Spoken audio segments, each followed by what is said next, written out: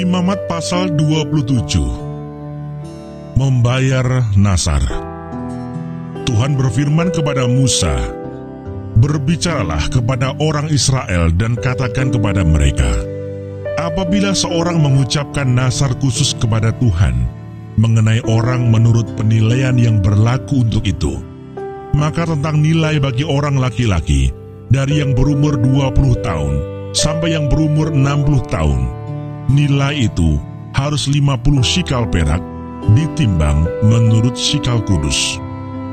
Tetapi jikalau itu seorang perempuan, maka nilai itu harus 30 shikal. Jikalau itu mengenai seorang dari yang berumur 5 tahun sampai yang berumur 20 tahun, maka bagi laki-laki nilai itu harus 20 shikal dan bagi perempuan 10 shikal. Jikalau itu mengenai seorang dari yang berumur 1 bulan sampai yang berumur 5 tahun, maka bagi laki-laki nilai itu harus 5 shikal perak dan bagi perempuan 3 shikal perak. Jikalau itu mengenai seorang yang berumur 60 tahun atau lebih, jikalau itu mengenai laki-laki, maka nilai itu harus 15 shikal dan bagi perempuan 10 shikal. Tetapi jikalau orang itu terlalu miskin untuk membayar nilai itu, maka haruslah dihadapkannya orang yang dinasarkannya itu kepada imam, dan imam harus menilainya. Sesuai dengan kemampuan orang yang bernasar itu, imam harus menentukan nilainya. Jikalau itu termasuk hewan yang boleh dipersembahkan sebagai persembahan kepada Tuhan, maka apapun daripada hewan itu yang dipersembahkan orang itu kepada Tuhan haruslah kudus.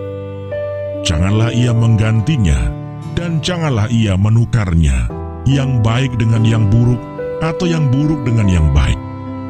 Tetapi jikalau ia menukar juga seekor hewan dengan seekor hewan lain, maka baik hewan itu maupun tukarnya haruslah kudus. Jikalau itu barang seekor dari antara hewan haram yang tidak boleh dipersembahkan sebagai persembahan kepada Tuhan, maka hewan itu harus dihadapkannya kepada imam, dan imam harus menetapkan nilainya menurut baik atau buruknya, dan seperti penilaian imam, demikianlah jadinya. Dan jikalau orang itu mau menebusnya juga, ia harus menambahkan 1/5 kepada nilai itu. Apabila seorang menguduskan rumahnya sebagai persembahan kudus bagi Tuhan, maka imam harus menetapkan nilainya menurut baik atau buruknya. Dan seperti nilai yang ditetapkan imam, demikianlah harus dipegang teguh. Tetapi jikalau orang yang menguduskan itu mau menebus rumahnya, maka ia harus menambah harganya dengan 1/5 dari uang nilainya, dan rumah itu menjadi kepunyaannya pula. Jikalau seseorang menguduskan sebagian dari ladang miliknya bagi Tuhan, maka nilainya haruslah sesuai dengan taburannya, yakni sehomer taburan benih jelai berharga 50 shikal perak. Jikalau ia menguduskan ladangnya mulai dari tahun Yobel, maka nilainya haruslah dipegang teguh. Tetapi jikalau ia menguduskan ladangnya sesudah tahun Yobel, maka imam harus menghitung harganya bagi orang itu sesuai dengan tahun-tahun yang masih tinggal sampai kepada tahun Yobel, dan harga itu harus dikurangkan dari nilainya. Dan jikalau orang yang menguduskannya benar-benar mau menebus ladang itu, maka ia harus menambah harganya dengan 1/5 dari uang nilainya, dan ladang itu tetap dimilikinya.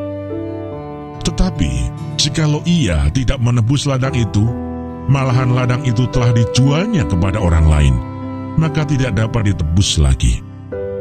Tetapi pada waktu bebas dalam tahun Yobel, ladang itu haruslah kudus bagi Tuhan, sama seperti ladang yang dikhususkan bagi Tuhan.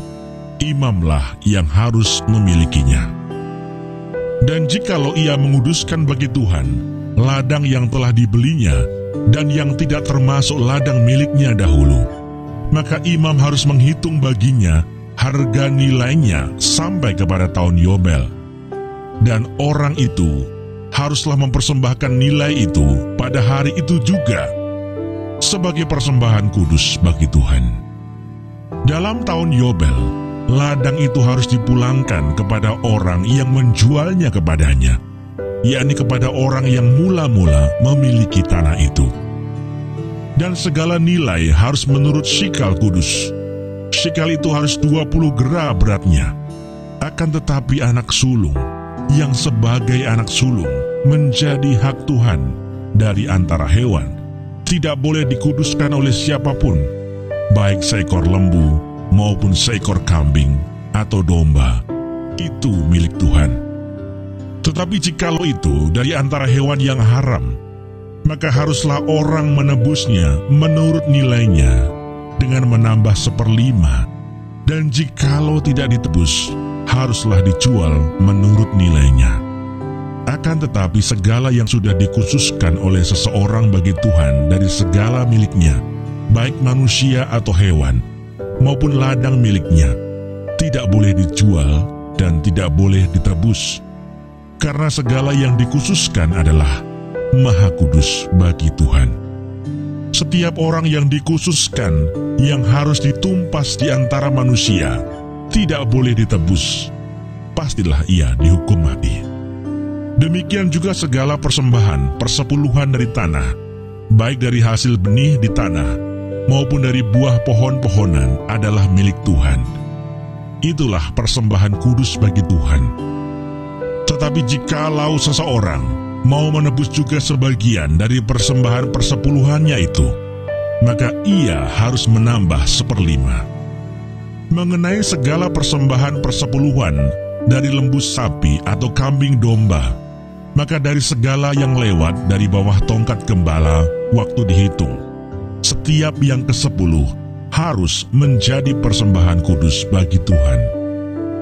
Janganlah dipilih-pilih mana yang baik dan mana yang buruk, dan janganlah ditukar. Jikalau orang menukarnya juga, maka baik hewan itu maupun tukarnya haruslah kudus dan tidak boleh ditebus. Itulah perintah-perintah yang diperintahkan Tuhan kepada Musa di Gunung Sinai untuk disampaikan kepada orang Israel.